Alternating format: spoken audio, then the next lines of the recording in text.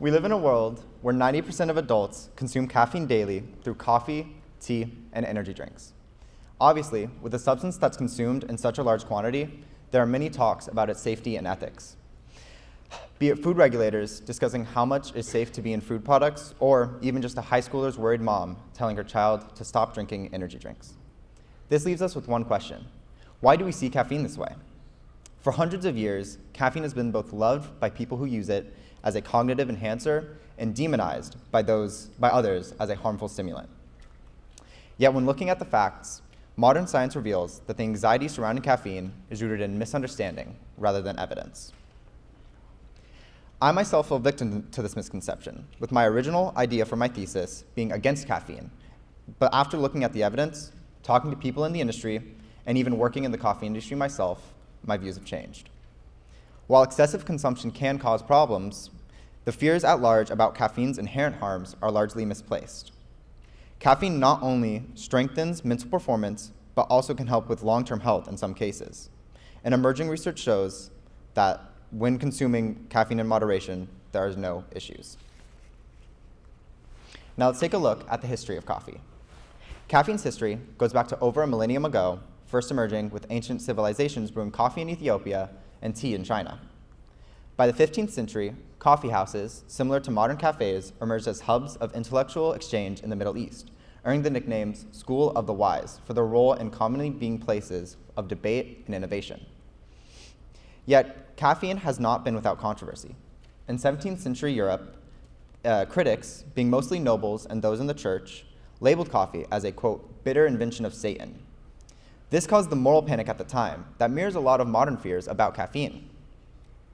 When asked about the historical views of caffeine and how they differ from modern views, Roberto Cherry, an expert in the industry, answered, quote, it's like a night and day difference historically compared to now. Now, it's a household commodity that most people can wake up and have. Nobody even bats an eye half the time. But historically, coffee was a lot harder to come across, end quote. When further asked about this, he replied, quote, for example, in Europe hundreds of years ago, coffee houses were shut down left and right, and there was a time where coffee was banned in some countries because of how controversial it was. These early debates set the stage for today's polarized views and reflect how this topic has been a hot-button issue for longer than just modern history. Just like it was back then, caffeine is still glorified as a productivity hack or vilified as an addictive crutch.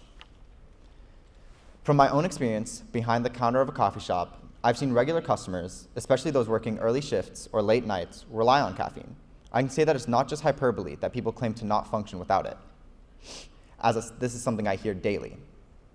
This aligns with research from Johns Hopkins Medicine, which has found a connection between moderate caffeine consumption, which is around 3 to 4 cups a day, with heightened cognitive performance. A study performed by Johns Hopkins Medicine has shown that caffeine can enhance memory, sharpen reaction times, and even contribute to a lower risk of neurodegenerative diseases like Parkinson's. These health benefits strengthen the idea that caffeine, when consumed responsibly, acts as a useful tool for sharpening your mind. In addition to cognitive benefits, research also points to positive cardiovascular effects associated with moderate caffeine consumption. From the same study done by Johns Hopkins Medicine, it is stated that, quote, coffee contains antioxidants and other active substances that may reduce internal inflammation and protect against diseases, end quote. These antioxidants help maintain the structure of blood vessels, potentially reducing the likelihood of stroke and heart failure. During my time as a barista, I've had conversations with very health-conscious customers who appreciate that their daily coffee isn't just a stimulant, but also has a lot of beneficial compounds. Not to mention tea, which is one of the other most common forms of caffeine consumption. It is commonly used as a remedy for sore throat along with honey, or just for its recreational purposes. However, with tea, there isn't this debate on its safety of its consumption, despite the fact that a lot of black teas can have similar caffeine contents to most coffee. Still, the sentiment that caffeine is actually helpful is repeated by epidemiological studies that find a correlation between moderate caffeine consumption and improved heart health, suggesting that coffee not only helps with energy, but has a protective role as well. Yet, as with many substances that act upon the central nervous system, caffeine is not without its caveats. Critics often emphasize its potential for tolerance and withdrawals. As explained by the Institute of Human Anatomy, Overuse can lead to an increase of adenosine receptors, meaning that over time, a person might need a larger dosage to get the same effect. However, it is important to note that, quote, most people, moderate caffeine is safe to consume, end quote. The World Health Organization even classifies caffeine as non-addictive, especially when contrasted with other substances like nicotine, opioids, or even sugar. In practice, the key is moderation. By adhering to recommended limits, which is generally up to 400 milligrams a day for adults, which for reference, a can of Coke is about 40 grams, a brewed coffee is 120 to 140, and a Red Bull has only 80. Users can avoid the pitfalls of overconsumption, such as insomnia, anxiety, or gastrointestinal disturbances when adhering to these limits. It's also worth noting that while caffeine has no innate dangers, the drinks caffeine can be found in are still potentially harmful. This is because, be it an iced caramel latte from Starbucks or one of the seemingly hundreds of energy drink options, caffeine is never the only working additive. The amount of sugar put into Starbucks drinks has always been in contention for those who know what's in them. Caffeine is the least of your worries regarding Starbucks, as you'll be hard-pressed to find a caloric counter or an ingredient list, even when scrounging the websites. And while I argue caffeine is perfectly safe, there's a difference between natural occurring caffeine and synthetic caffeine found in most energy drinks. From a study done by Food Insight, it shows that while natural caffeine gives you a steady and consistent boost of energy, synthetic caffeine gives a much more sporadic effect, leading to much worse caffeine crashes. It's much easier and cheaper for companies to use synthetic caffeine. So next time you drink a tea-based soft drink or energy drink, think about what type of caffeine is really inside of it. Another subject worth mentioning is the other dangerous additives in caffeinated beverages, such as Red Bull, Monster Energy, or even Celsius. Much like the aforementioned Starbucks drinks, energy drinks often contain a lot of sugar, often exceeding the daily recommended amounts. And for ones that don't, they often use artificial sweeteners like stevia, Splenda, or aspartame, which have their own wealth of issues. Aside from the sugars used, other additives that are commonly in energy drinks, such as taurine, which increases your blood pressure and further amplifies the effects of caffeine, are genuinely harmful to your body when consumed too much. But caffeine is always the scapegoat, despite being the most innocent participant in those drinks. For example, I've observed that customers who are sensitive to caffeine's lingering effects tend to choose decaffeinated options or teas later in the day. Such practices exemplify how individuals can harness caffeine's alertive properties while still being aware of its risks and mitigating them. Furthermore, Johns Hopkins Medicine has compiled evidence demonstrating that benefits that range from improved insulin sensitivity to a lowered risk of liver cirrhosis and even certain cancers. As one report states, quote, coffee can improve physical endurance by increasing adrenaline levels and breaking down body fat for fuel during exercise, end quote. This diverse positive impact on metabolic and cardiovascular health strengthens the idea that coffee is much more than a simple stimulant. It is a complex chemical that can contribute to one's overall well-being when consumed.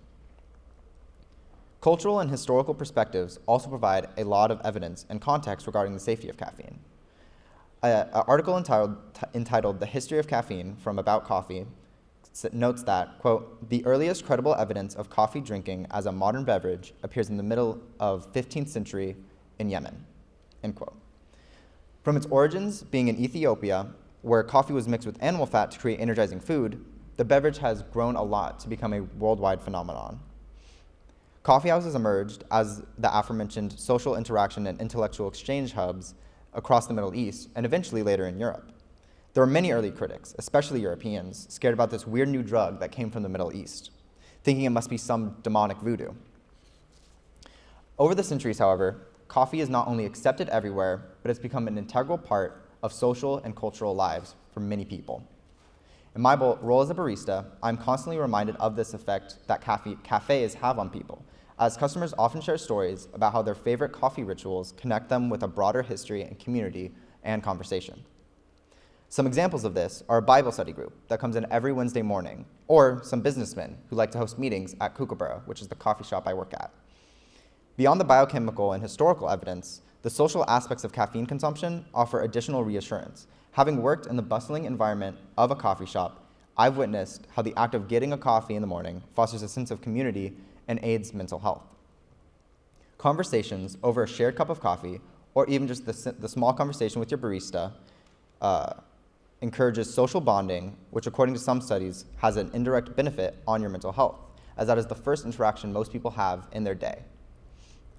The notion is repeated in my interview with Roberto, in which he states that, quote, people's faces light up when they get a simple coffee in the morning, end quote. This social dimension, while secondary to the physiological benefits, should not be underestimated. It provides a context in which the act of drinking coffee is more than mere stimulation. It becomes a cornerstone of daily routines and culturally impacts and enriches our lives. Throughout early controversies regarding caffeine, a main argument used was that it was not of God, or that it was a result of witchcraft, as many other things that were not understood at the time were.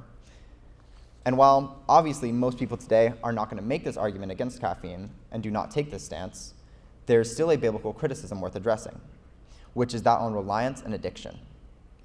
Despite being labeled as not an addictive chemical by the World Health Organization, many people, myself included, have struggled with addiction to energy drinks or coffee. To get through tasks in the day, or just because you feel like without it, you lose a lot of productivity. Even as I'm writing this, I have a Red Bull on my desk. But luckily, the topic of addiction is addressed in the Bible. And there are great alternatives and paths to take if you ever feel like you begin to rely on caffeine too much. 1 Corinthians 10:13 states, "No temptation has overtaken you except for what is common to mankind. And God is faithful. He will not let you be tempted beyond what you can bear. But when you are tempted, he will also provide a way out so that you can endure it." This verse highlights how God knows that we have struggles, and through him, we can be freed from them.